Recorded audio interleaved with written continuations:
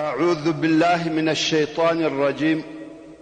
بسم الله الرحمن الرحيم. إن الحمد لله نحمده ونستعينه ونستغفره ونعوذ بالله من شرور أنفسنا ومن سيئات أعمالنا. من يهده الله فلا مضل له ومن يضلل فلن تجد له وليا مرشدا. اللهم أرنا الحق حقا وارزقنا اتباعه وأرنا الباطل باطلا وارزقنا اجتنابه. أما بعد، ورونو پتیره کې موږ هغه پیښه او واقعه بیانول چې د لشکر مشر په خپل مسروق د یمن پاچا و چې د ابرهه زوی دی، او د فارسیانو د لشکر مشر اخروز و. اخروز ډیر قوي او شدید سړی و. وایي د غشي او لیندۍ د ډیر قوت په سبب بیل د څخه بل چا نسوای استعمالولای. اوس چې جنگ شروع دی، اخروز ولاړ دی، د جنگ حالاتو ته ګوري او څارنه یې کوي، د جنگ نقشه جوړوي. نو پوښتنه یې وکړه، ویل د حبشانو پاچا پیژني؟ سیف ویل هو. هغه سړی ویني چې ورېښمین کالي یې اغوستي دي او پر فیل سپور دی او پر تندي یې سور یاقوت دی؟ اخروز ویل هو. ویل دغه نفر یې پاچا دی. اخروز ویل اوس یې پرېږده تر هغو چې د فیل څخه کښته کیږي. بیا و اخروز ته وویل سوه چې د فیل څخه راکښته سو، پر آس سپور سو. ویل اوس یې هم پرېږدئ.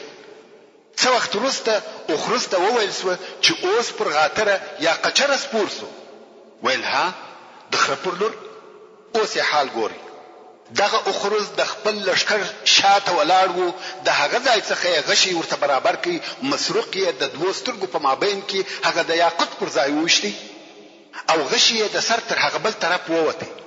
مسروق د ابرهه زوی ووژل سو او د ده په مرګ د حبشې لشکر ماته وخوړه او د فارسیانو لشکر پر یمن مسلط سو. کم وخت چې فارسیان کامیاب سوه، نو یې حکومت و سیف ابن ذی یزن ته نکی ور، بلکې دوی په خپل حکومت جوړ کړي. او دغه خبره تر اوسه پورې په یمن کې متل ده، وایي دا غوټه د سیف ابن ذی یزن غوټه ده، خلاصېده نه لري. د یمن د خلقو دا عادت وو چې کم وخت به دوی ته مشکل پیښ سو، نو بیا کومک د خارجانو څخه وغوښتي. خو کم وخت چې به هغه خارجان راغله، د دوی مشکل به تر هغه اول هم زیات سو. هو، د یمن خلق اوس د حبشې د حکومت څخه خلاص و، مګر د فارسیانو تر تسلط لاندې سو. بیا نو کسرا د خپل طرف څخه یو والی پر یمن مقرره کړي چې نوم یې مرزبان و. کم وخت چې هغه مړ سو، بیا د هغه زوی توبوجان د یمن والی سو. څه موده وروسته دغه توبوجان کسرا استکی او د هغه پر ځای بازان د یمن والی مقرره کړي چې دا ټول فارسیان وو. محترم ورونو، د رسول اکرم محمد مصطفی صلی الله علیه و آله وسلم بعثت او د نبوت شهرت په هغه وخت کې و چې د یمن حاکم بازان وو. په دغه وخت کې چې بازان د کسرا د طرفه پر یمن والی وو، رسول الله صلی الله علیه و آله وسلم د فارس پاچا کسرا ته یو خط او رساله ولېږل چې په اسلام کې داخل شه.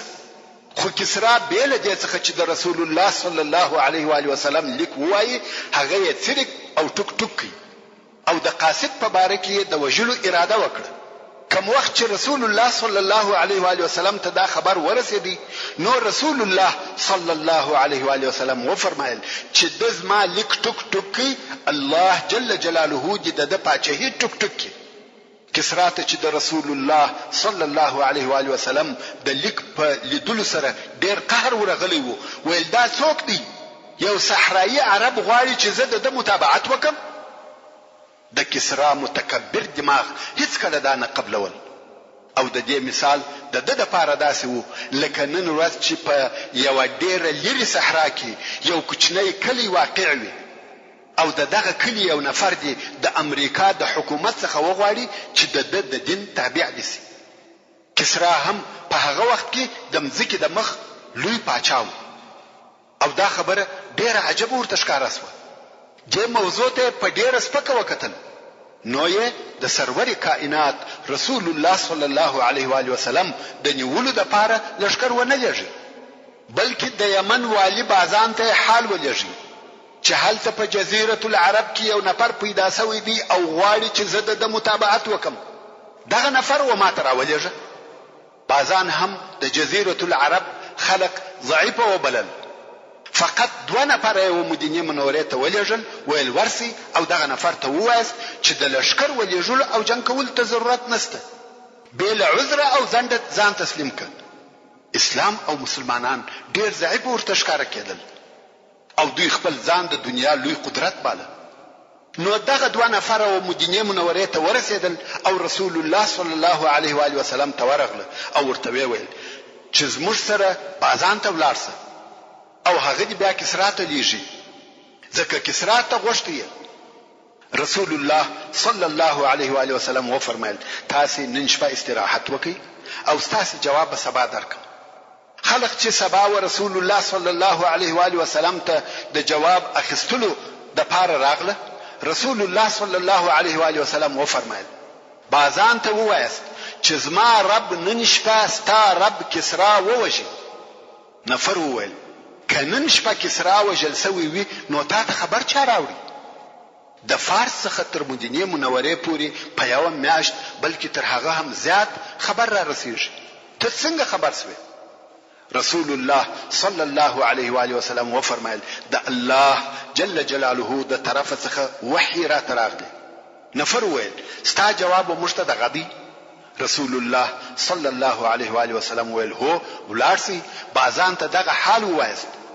نو دوی هم رهیس و تر څو یمن ته ورسېدل او بازان ته دا بیان وکړي چې موږ ویل ځان تسلیم کړه او د ویل چې کسرا ووژل سو. تر دغه وخت لا د کسرا د وژل کېدو خبر د فارس څخه و یمن ته نو رسېدلی.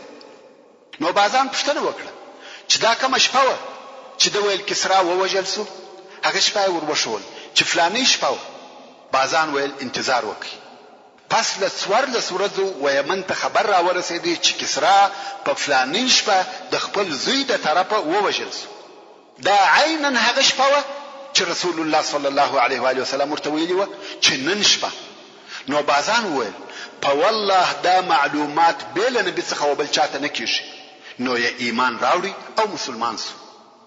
او هغه نور فارسیان چې په یمن کې وه د بازان د مسلمانېدو په سبب ټول ورسره مسلمانان سو. او بازان وویل تر دې وروسته موږ د مدینې د حکم تابع یو نه د فارس. تر دغه وروسته یمن او د هغه حکومت د رسول الله صلی الله علیه و آله وسلم او مسلمانانو د حکم تابع و نه د کسرا. نو د بازان الفارسی رضی الله تعالی عنه په مسلمانېدو سره اسلام و یمن ته داخل سو. او رسول الله صلی الله علیه و آله وسلم هم دغه بازان د یمن پر حکومت د وفات تر وخت پریښاو. کم وخت چې بازان وفات سو نو د زوی شهر د یمن حاکم وګرځیدي او رسول الله صلی الله علیه و آله وسلم هم پر دغه حکومت پریښاو ترڅو چې الاسود العنسی په یمن کې پیدا سو او د نبوت دعوی وکړه او شهر د بازان زوی مړکی او د یمن حکومت ونیوي. دا واقعه د رسول الله صلی الله علیه و آله وسلم د حیات په آخر وختو کې پیښ شو. او د رسول الله صلی الله علیه و آله وسلم عادت داو کم پاچهان چې په اسلام مشرفه کېده هغه پر هغه خپل حکومت پرېښول نه استکول. دا هغه معلومات و چې یمن څنګه د فارس په حکم کې داخل سو او بیا څنګه د فارس د حکم څخه ووتی او په اسلام کې داخل سو. اوس به یو بل قصه درته بیان سي چې دا قصه هم د سرور کائنات محمد مصطفی صلی الله علیه و آله وسلم په ژوند پورې تعلق لري. او دا قصه د قصي ابن کلاب ده چې دغه قصي د رسول الله صلی الله علیه و آله وسلم څلرم نکدي. ستاسو به هغه د مخه بیان پیاد وي چې د جرهم قبیله څنګه د یمن څخه و مکه مکرمه ته راغله او د دوی څخه اسماعیل علیه السلام چې د ابراهیم علیه السلام زوی وو ښځه وغوښته. او اوس دغه موجوده عرب مستعرب د اسماعیل علیه السلام او د جرهم لمسیان دي او د مکه مکرمه امارت او اداره د دوی په لاس کې او بیا د جرهم پر قبیله او د اسماعیل علیه السلام پر لمسیانو د خزاعه قبیله حمله وکړه چې په جنگ او زور یې د مکه مکرمه حکم ځنی واخیست. که څه هم د اسماعیل علیه السلام مسیان دالته په مکه مکرمه کې اوسېدل، خو قدرت او د شی اختیار نه درلود، بلکې حکم او امریت ټول د خزاعه د قبیله و. او دا بیان مو هم درته وکي چې د خزاعه د قبیله مشر عمرو ابن لحی څنګه د دوی وجن ته تغییر ورکړي او شرک یې پکښ داخل کړي، او دغه د خزاعه قبیله تقریبا 1500 کاله پر مکه مکرمه حاکمیت درلود. خو د اسماعیل علیه السلام د اولاده بیا هم زړه غوښتي چې قدرت خپل لاس ته راوړي، ولې چې مکه مکرمه اصلا د دوی و او حکم یې هم د دوی په لاس کې و، مګر دا کار یې نسوای کولای ځکه قدرت یې نه درلود. ترڅو چې د اسماعیل علیه السلام په اولاده کې د قصي ابن کلاب په نامه سره یو نفر پیدا شو.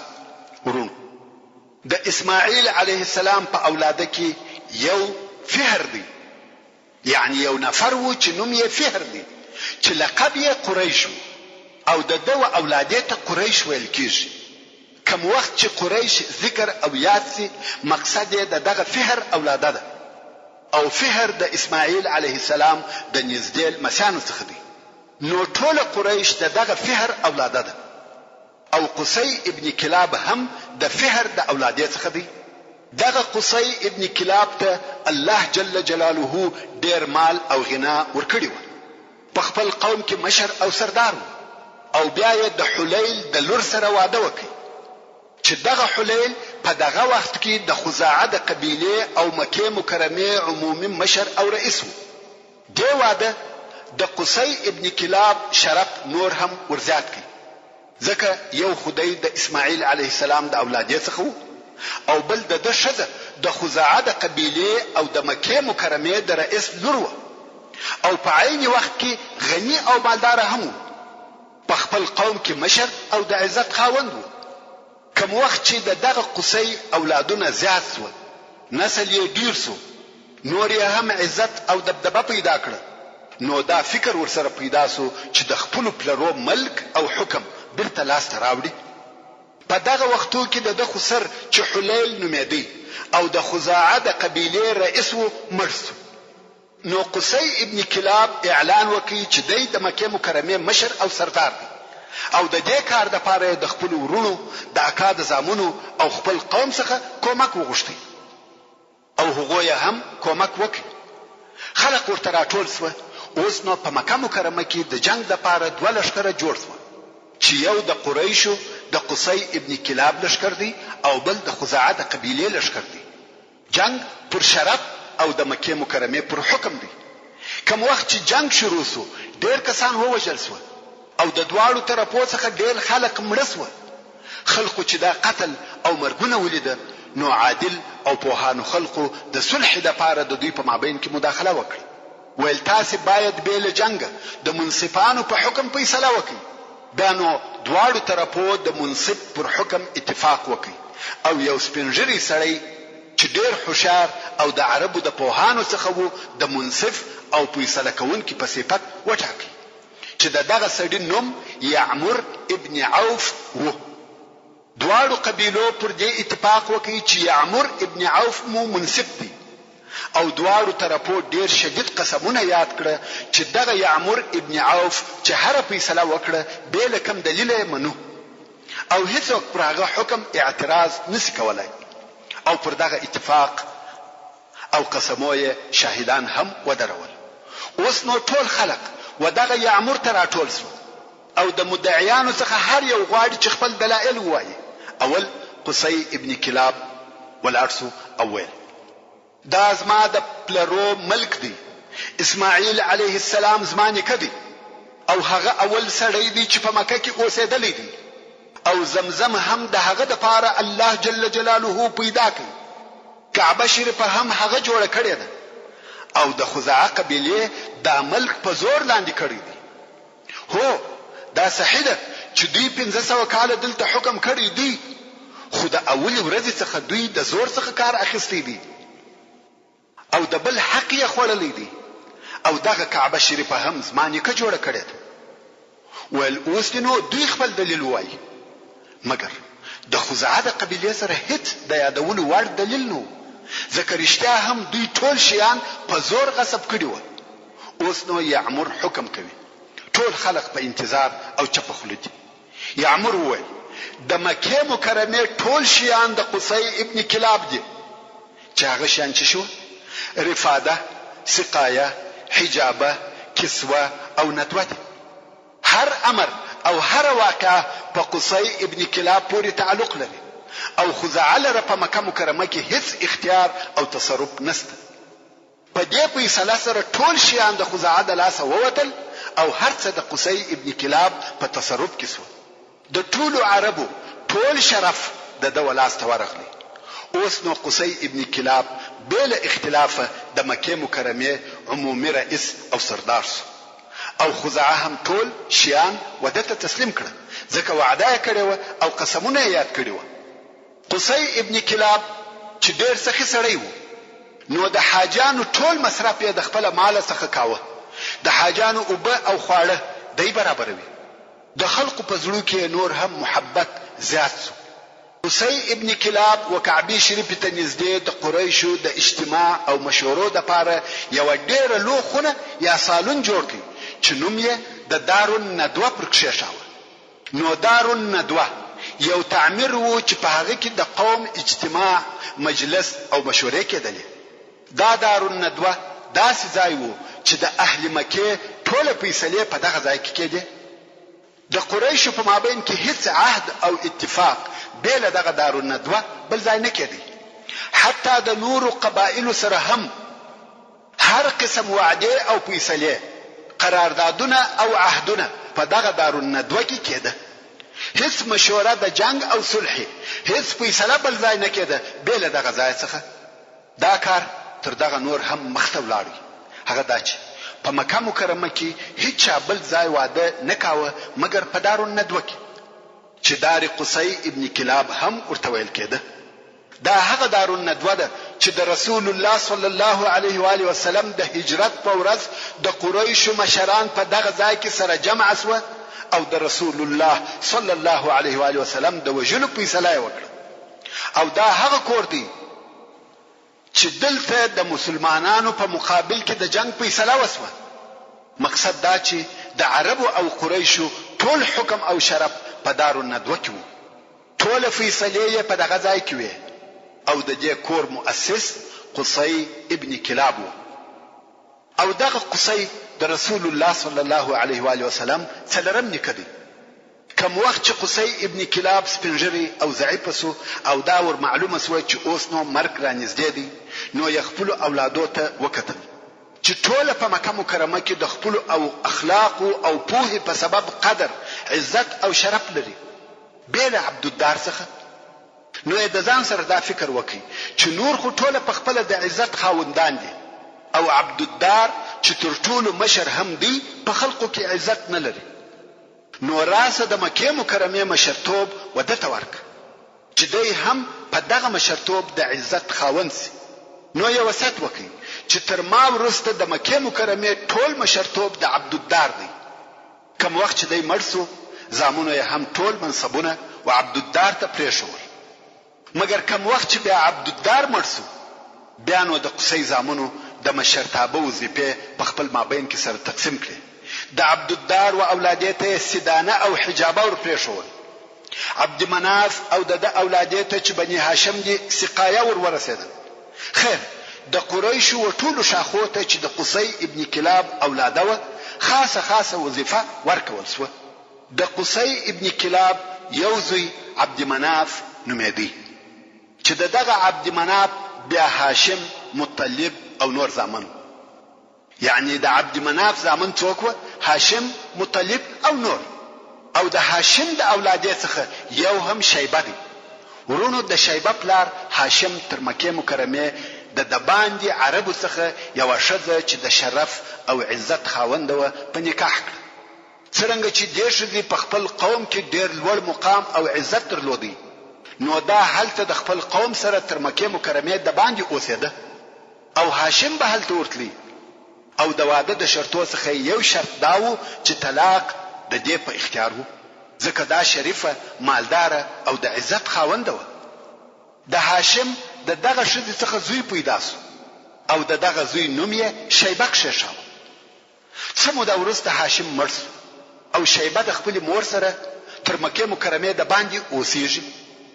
کوم وخت چې شیبه د هاشم زوی د بلوغ وسن ته ورسېدی نو یې اکا چې مطلب نومېدی او د هاشم ورور و د شیبه و مور ته ورغلی او ویل زه هلک را سره بیایم. هغې ویل څنګه یې بیایې؟ دا زما زوی دی، باید زما سره وي. مطلب ویل زوی دی اوس غټ سو او د سړیانو و درجې ته ورسېدی او دی په خپل قوم کې د سردارانو او اشرافو څخه دی.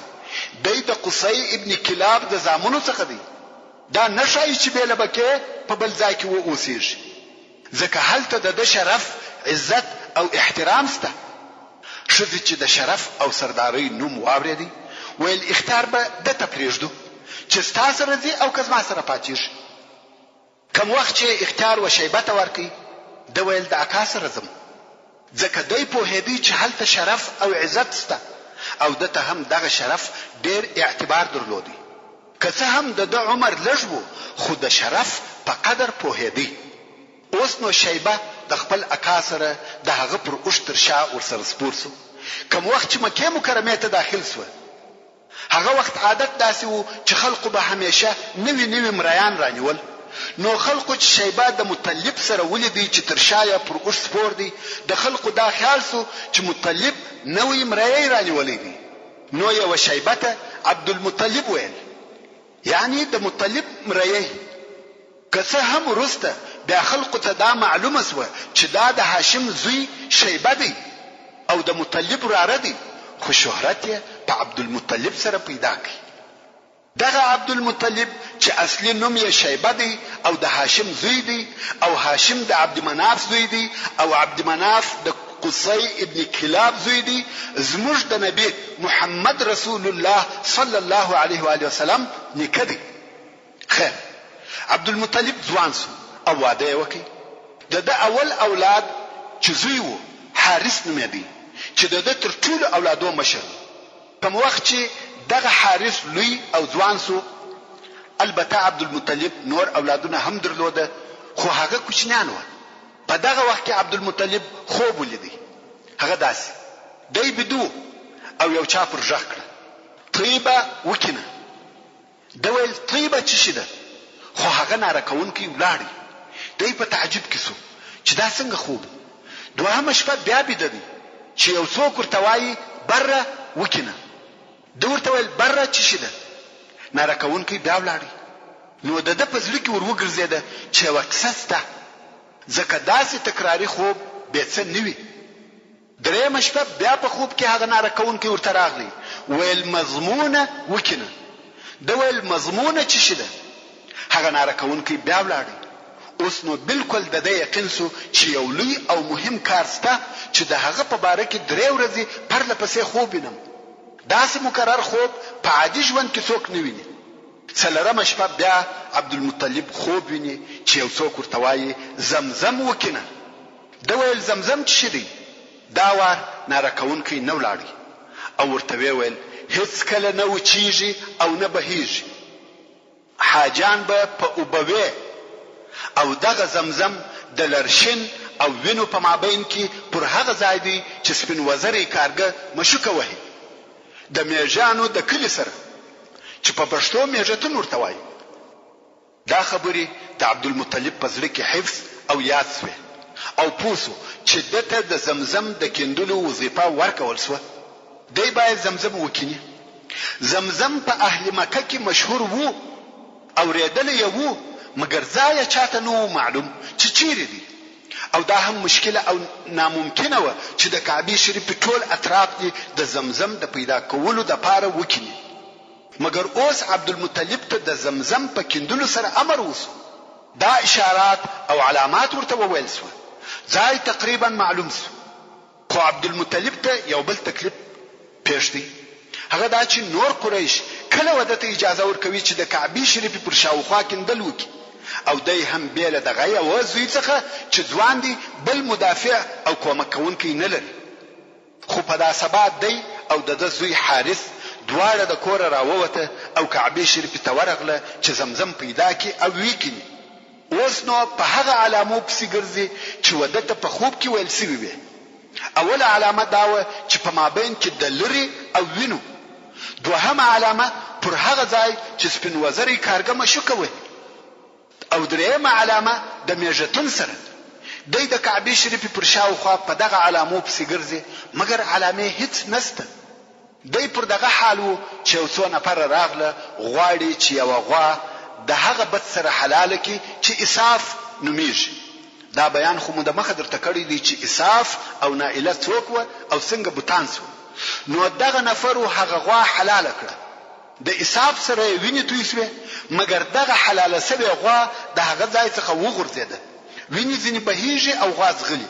څو بل ځای گزاره سو. نفر پسې ورغله د غوا پاته کاری حالت وروکي. لری او کلمه حالت ځین راويستل. اوس نو عبدالمطلب ته اوله علامه ور معلومه سو چې دا یې ویني او هغه یې لری یا لرشد. د دغه دوه په مابین کې د زمزم څادي. خو بیا هم دغه منطقه ډیره لو او پراخه منطقه ده. نسی کولای چې ټول وکړي. اوس نو په دغه ځای کې ګرځي چې پر میژتون پیښ. دا هم دوهمه علامه سو. مګر دا د میرجانو شهر هم یو لو منطقه ده. بیا هم مشکله ده چې دا ټول منطقه وکړي.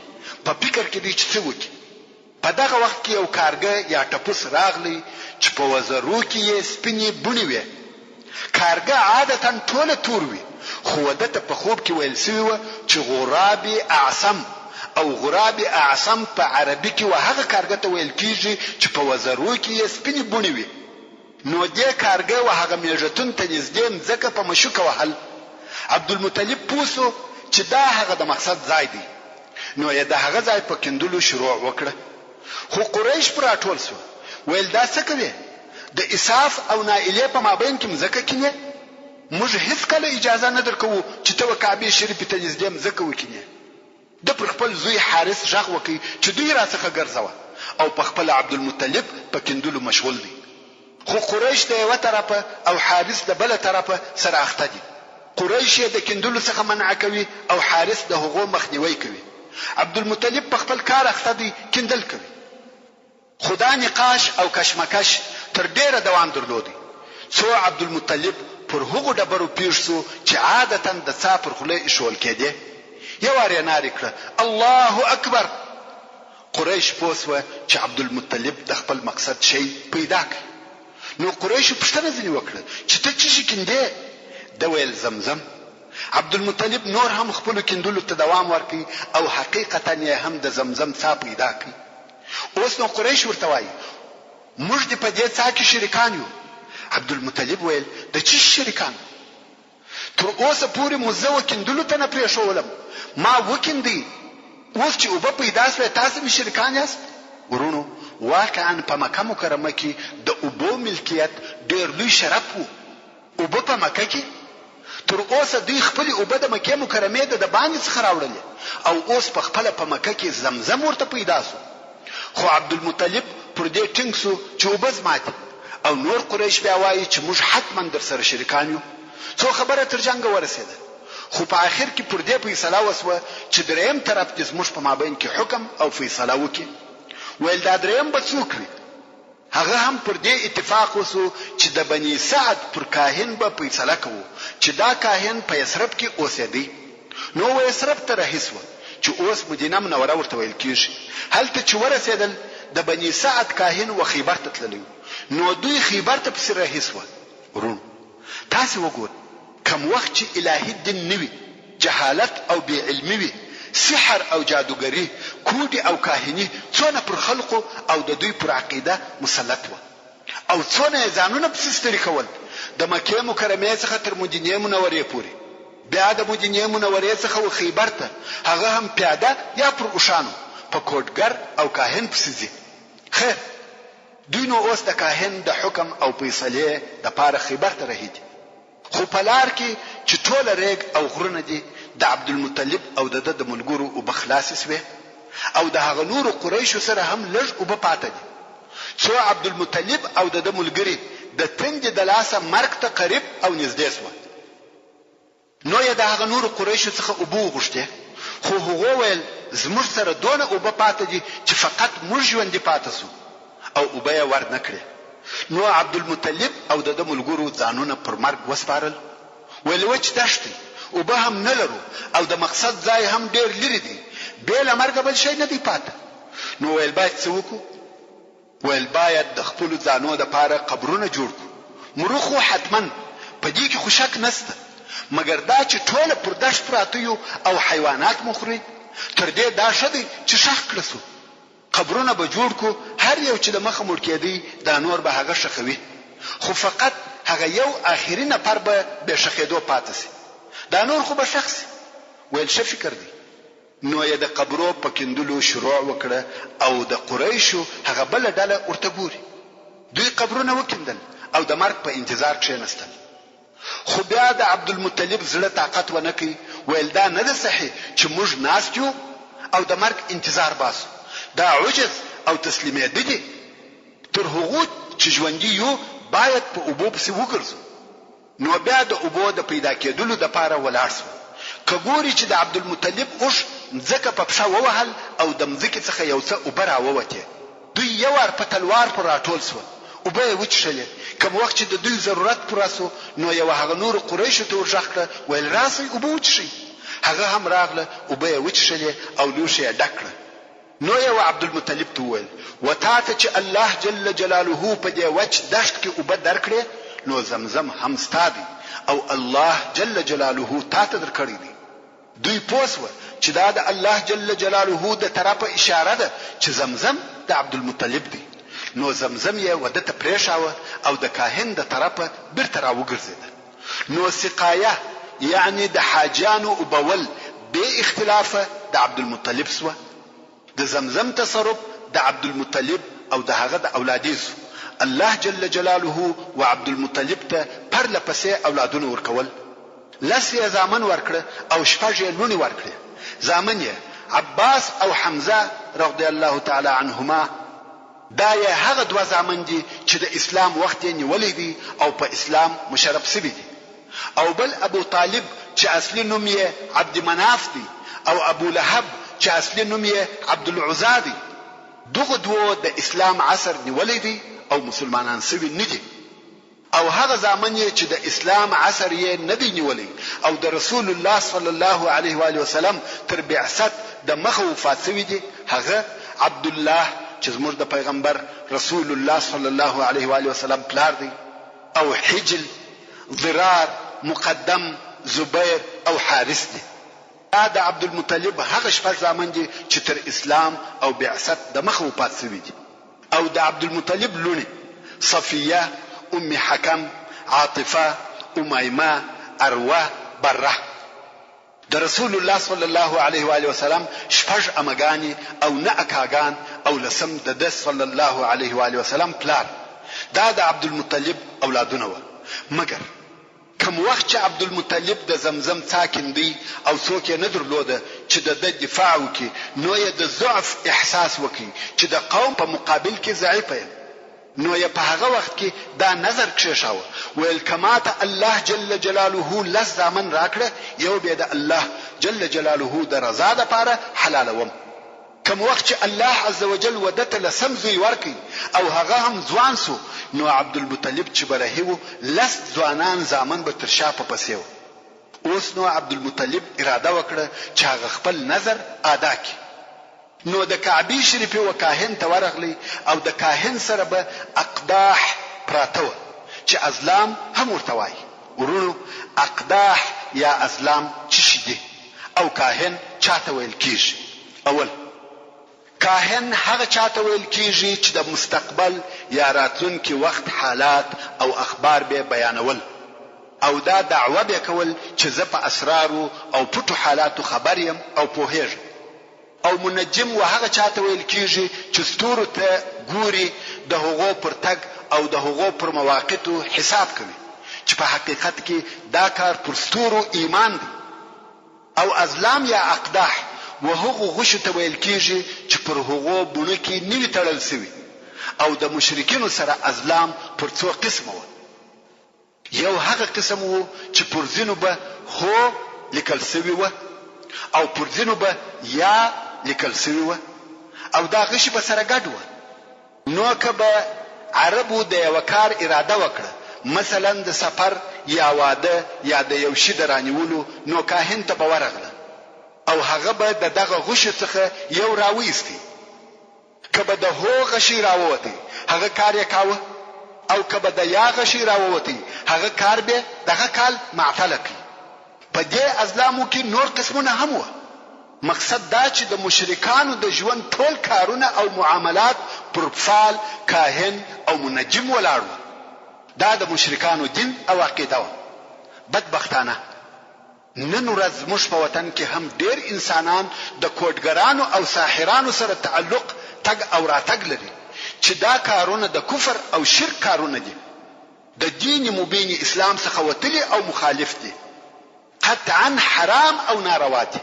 خیر خپل قصه ته براسو چې عبدالمطلب د کعبه شریفه وکاهن ته ورغلی او پر هر غشي د یو زوی نوم ولیکي.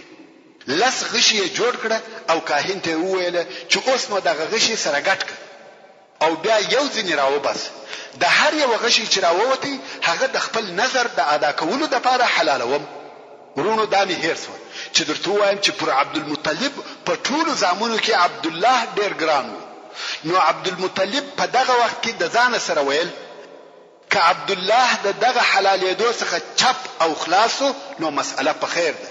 یعنی کبیل عبد الله بل د هر یو نوم راوځي پروا نه کوي، ځکه عبد الله تر ټولو زامنو پر ګران و. کاهن هم غشي سره ګټ کړ.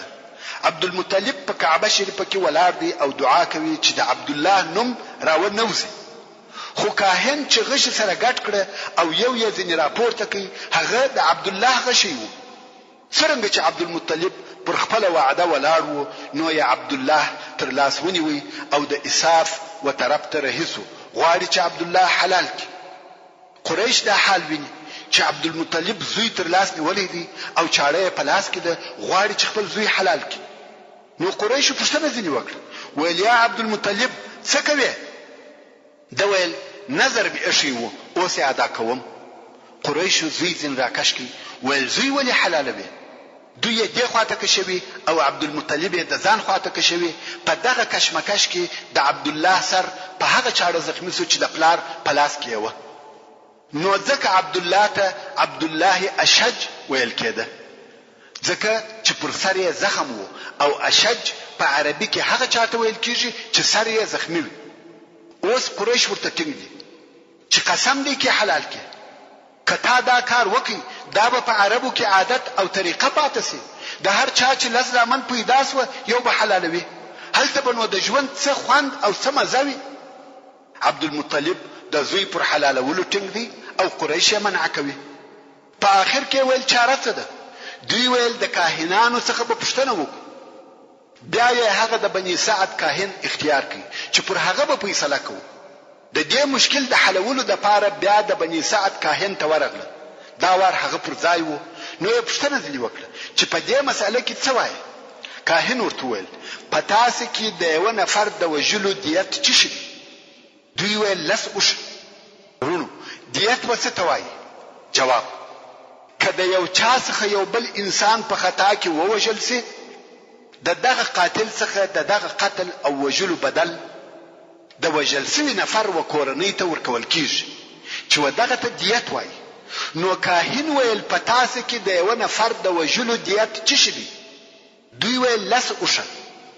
کاهن ویل تاسو بیا غشي سره ګټ کړئ، پر یو غشي عبد الله ولیکي، پر بل غشي لس اوشه.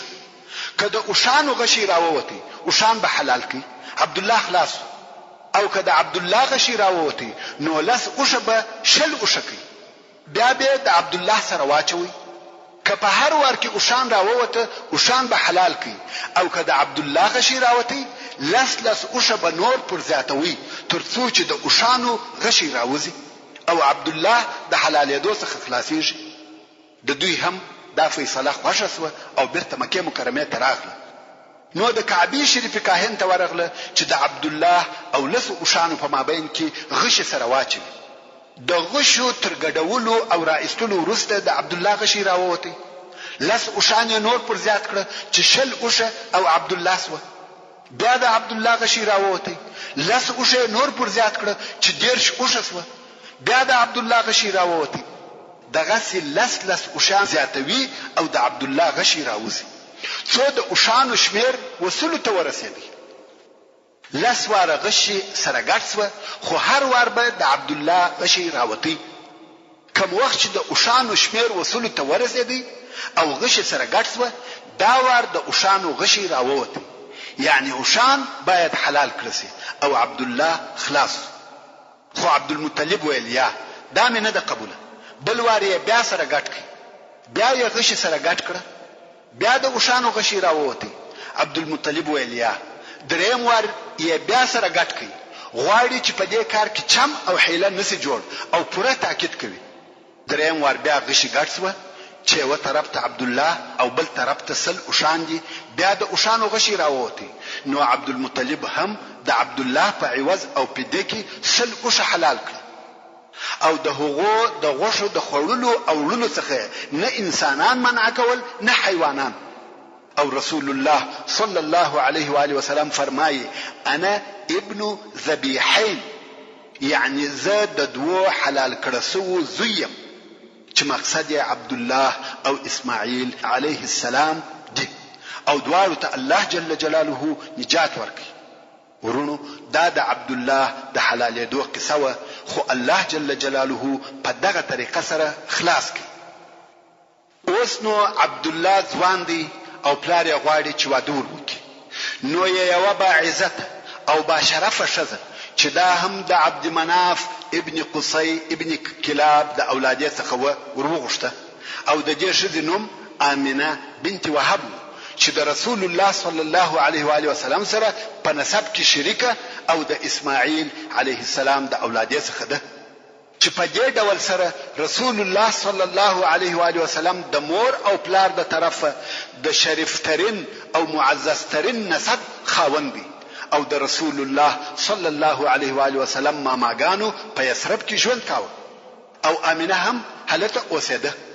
نو عبد المطلب هلته په یثرب کې د عبد الله واده وکړ او بیا مکه مکرمه ته راغله. په دغه موده کې امینه حامله شوه او د دې تر حمل 2 میاشتې وروسته عبد الله وفات شو. نو رسول الله صلی الله علیه و آله وسلم د مخه تر دې چې دنیا ته تشریف راوړي د پلار د طرفه یتیم شو. کوم وخت چې د محمد مصطفی صلی الله علیه و آله وسلم د ولادت وخت را نږدې شو، مور یې خوب ولیدي چې د دې یو کوچنی پیدا کیږي او دغه کوچنی سره یو نور وي چې د مځکې مخ ډکوي او دغه نور تر شامه پورې ورسیږي. او دا په دغه خوب کې وایي اعیذه بالله الواحد من شر كل حاسد، یعنی دلره په یو الله سره د هر حسد کوونکي څخه ساتنه غواړم. سره لدی چې دوی مشرکان و، خو بیا هم دغه خوب ولیدي چې پناه او ساتنه یې په یو الله سره غوښته. د فیل په کال او د فیل تر واقعې 50 ورځې وروسته د ربیع الاول د میاشتې په 12مه د دوشنبه په ورځ سرور کائنات رحمت للعالمین محمد مصطفی صلی الله علیه و آله وسلم و دنیا ته تشریف راوړي چې دا ورځ د میلادي سنې د 1501 کال د اپریل د میاشتې د 20 یا 22 تاریخ سره موافق او برابر ده. او دا چې موږ 20 یا 22 وایو دا د هغه وخت په جنتریو کې فرق و. د یوې جنتری په حساب 20 تاریخ وو او د بلې جنتری په حساب 22 تاریخ وو. او د صلی الله علیه و آله وسلم په ولادت کې عجب او د عادت څخه مخالف واقعات پیښ شو چې اوس به یو څه درته بیان سي. خدا بیان یې په دې سبب نه دی چې د صلی الله علیه و آله وسلم عظمت په دغه شیانو کې دی، بلکې دا هغه علامې دي چې د علیه الصلاة والسلام د راتګ زیری پکښې دي. کنه اصلا د رسول الله صلی الله علیه و آله وسلم عظمت او لویی په هغه رسالت او منهج کې ده چې د صلی الله علیه و آله وسلم مشتراوړي دي. دغه شیان صرف د علیه الصلاة والسلام د راتګ زیری دي. لکه څرنګه چې حسان ابن ثابت رضی الله تعالی عنه د رسول الله صلی الله علیه و آله وسلم شاعر وایي زه په مدینه کې وم او عمر می وکاله و په دغه ورځ چې رسول الله صلی الله علیه و آله وسلم و دنیا ته تشریف راوړي زه د يهودو په منطقه کې د يهودو سره وم چې د يهودو یو راهب پر قلا ختلی وو او نارې وهلې چې اے د يهودو ډلې نن د احمد ستوري ښکارا سو هغه ستوري ښکارا سو چې نشکاره کیږي مگر په پیدا کېدو د احمد صلی الله علیه و آله وسلم یعنی یو ستوري دی چې تر هغه نه راخیږي تر څو چې آخر الانبیاء صلی الله علیه و آله وسلم پیدا نشي او هغه ستوري نن راختلی دی حسان رضی الله تعالی عنہ دا شاهدی ادا کوي چې دا خبر د يهودو څخه واوریدي او د دې څخه دا هم معلومه سو چې حسان رضی الله تعالی عنہ تر رسول الله صلی الله علیه و آله وسلم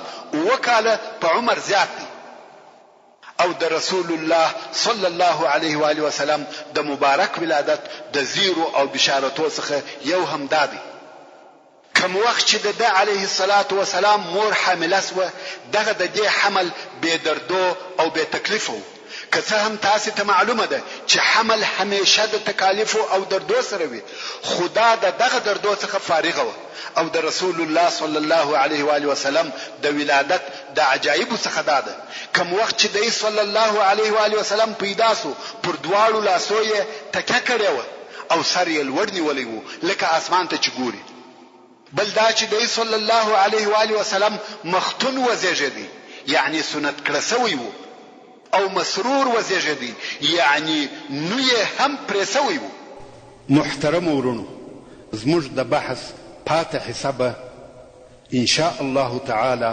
پراتونکو کې واوري سبحان ربك رب العزة عما يصفون وسلام على المرسلين والحمد لله رب العالمين